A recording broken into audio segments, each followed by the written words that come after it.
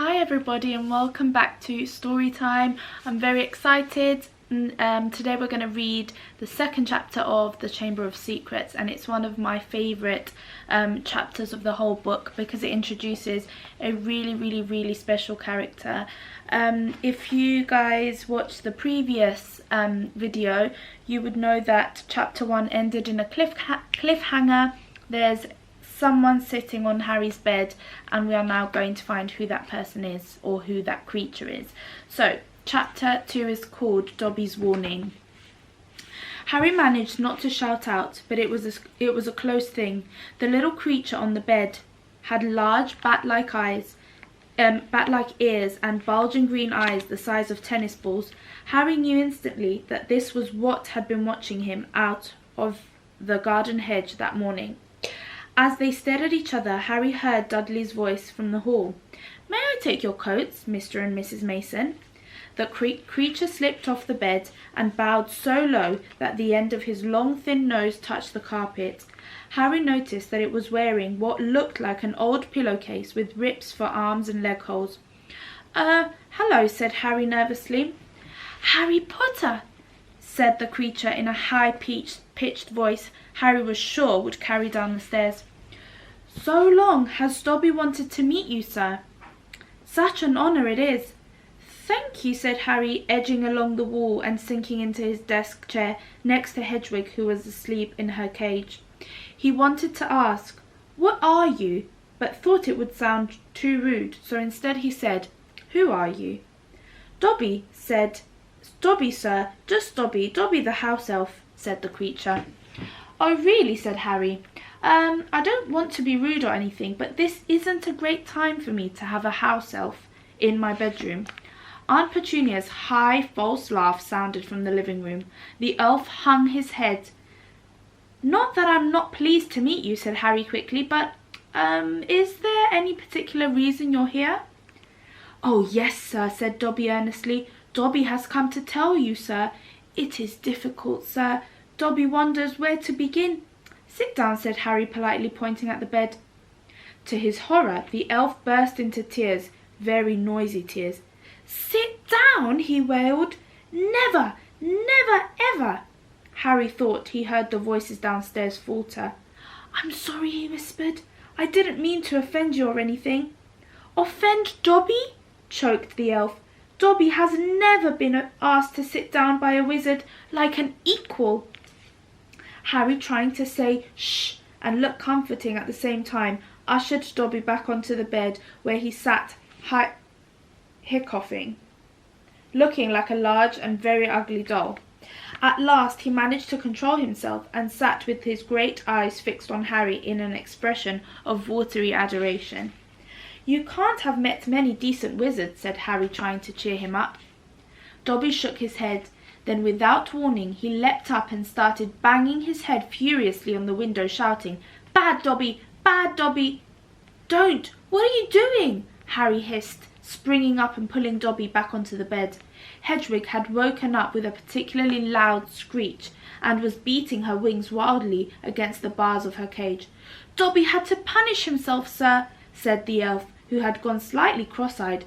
"Dobby almost spoke ill of his family, sir." "Your family?" "The wizard family Dobby serves, sir. Dobby is a house elf, bound to serve one house and one family forever." Do they know you're here?" asked Dobby curiously. Dobby shuddered.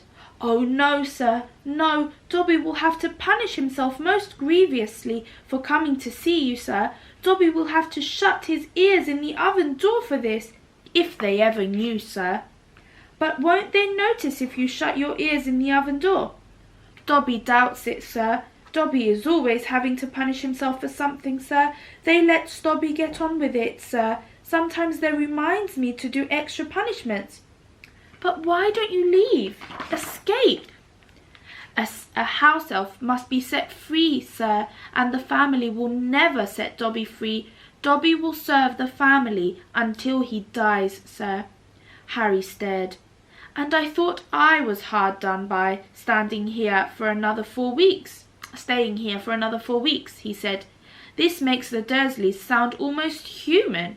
Can't anyone help you? Can't I?" Almost at once, Harry wished he hadn't spoken. Dobby dissolved again into wails of gratitude. "Please," Harry whispered frantically, "please be quiet. If the Dursleys hear anything, if they know you're here. Harry Potter asks if he can help Dobby. Dobby has heard of your greatness, sir, but of your goodness Dobby never knew." Harry, who was feeling distinctly hot in the face, said, "Whatever you've heard about me, my greatness, is a load of rubbish. I'm not even top of my year at Hogwarts. That's Hermione. She's—" But he stopped quickly because thinking about Hermione was painful. "Harry Potter is humble and modest," said Dobby, reverently, his orb-like eyes aglow. "Harry Potter speaks not of his triumph over he who must not be named." "Voldemort?" said Harry. Dobby clapped his hands over his bat ears and moaned, "Ah, speak not the name, sir, speak not the name." "Sorry," said Harry quickly. "I know lots of people don't like it. My friend Ron—" He stopped again. Thinking about Ron was painful too. Dobby leaned towards Harry, his eyes wide as headlamps. "Dobby heard tell," he said hoarsely, "that Harry Potter met the Dark Lord for a second time, just weeks ago. That Harry Potter escaped yet again." Harry nodded and Dobby's eyes suddenly shone with tears. "Ah, sir," he gasped, dabbing his face with a corner of the grubby pillowcase he was wearing. "Harry Potter is valiant and bold. He has braved so many dangers already, but Dobby has come to protect Harry Potter, to warn him even if he does have to shut his ears in the oven door later. Harry Potter must not go back to Hogwarts." There was a silence, broken only by the chink of knives and forks from downstairs and the distant rumble of Uncle Vernon's voice. "What?" Harry stammered. "But I've got to go back. Term starts in September. It's all that's keeping me going. You don't know what it's like here. I don't belong here. I belong in your world, at Hogwarts." "No, no, no," squeaked Dobby, shaking his head so hard his ears flapped. "Harry Potter must stay where he is safe. He is too great, too good to lose. If Harry Potter goes back to Hogwarts, he will be in mortal danger." "Why?" said Harry in surprise. And this is a picture of Dobby. The descriptions are pretty accurate. Okay, we're going to read a little bit more. "There is a plot, Harry Potter, a plot to make the most terrible things happen at Hogwarts of witchcraft and wizardry this year," whispered Dobby, suddenly trembling all over. "Dobby has known it for months, sir. Harry Potter must not put himself in peril. He is too important, sir." "What terrible things?" said Harry at once. "Who's plotting them?" Dobby made a funny choking noise and then banged his head madly against the wall.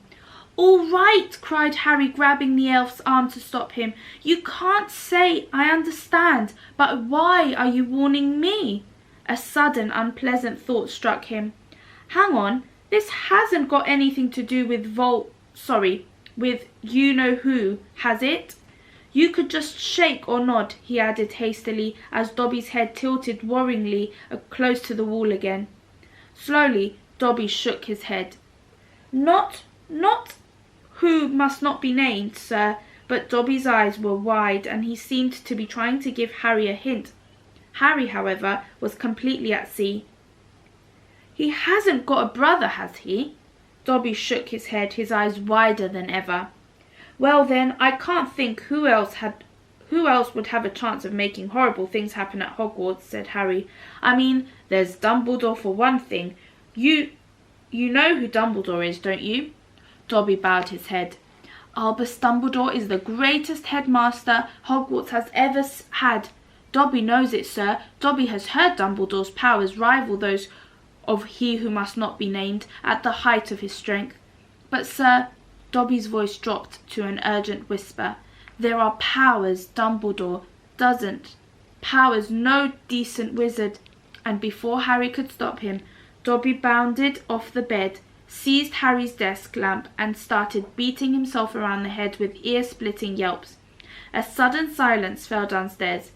2 seconds later, Harry, heart thudding madly, heard Uncle Vernon coming into the hall calling, "Dudley must have left his television on again, the little tyke." "Quick, in the wardrobe," hissed Harry, stuffing Dobby in, shutting the door and flinging himself onto the bed just as the door handle turned. "What the devil are you doing?" said Uncle Vernon through gritted teeth, his face horribly close to Harry's. "You've just ruined the punchline of my Japanese golfer joke. One more sound and you'll wish you'd never been born, boy." He stomped flat-footed from the room. Shaking, Harry let Dobby out of the wardrobe. "See what it's like here," he said. "See why I've got to go back to Hogwarts? It's the only place I've got, well, I think I've got friends." Okay, we're going to stop the chapter there. So this is part 1, and part 2 will be coming very, very shortly, just after this. Yeah, so let me know if you like Dobby. Let me know if you think he's a funny character. Let me know if you think he's an important character and why you think he's an important character. Let me know if you think he's a bit of a tragic character, a bit of a sad character, and why in the comments below. I would love to hear from you guys. Okay, have a lovely rest of your day and I'll see you soon. Bye.